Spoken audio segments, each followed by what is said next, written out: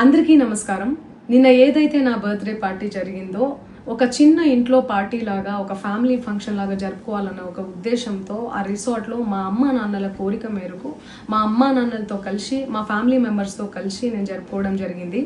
అక్కడ మా అమ్మా నాన్న ఫ్రెండ్స్, మా ఫ్యామిలీ ఫ్రెండ్స్, మా టీమ్ మెంబర్స్ మాత్రమే ఉండడం జరిగింది. అండ్ అట్లనే లిక్కర్ ఉండడం జరిగింది, సౌండ్ సిస్టమ్ ఉండడం జరిగింది.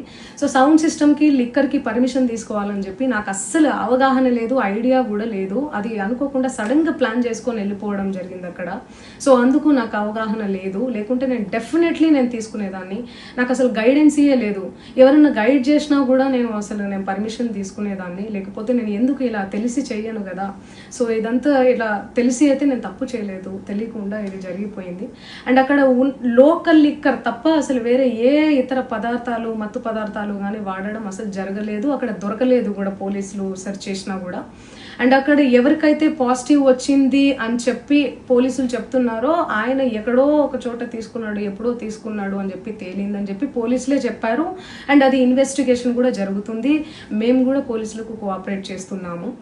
అండ్ నేను ఎందుకు ఇలా చేస్తాను, అసలు నాకు తెలిసి ఎందుకు చేస్తాను, మా అమ్మా నాన్నలతో దట్టు మా అమ్మా నాన్నలు పెట్టుకొని ఇలాంటివి నేను ఎంకరేజ్ చేస్తానా, ఇలాంటివి చెప్పండి.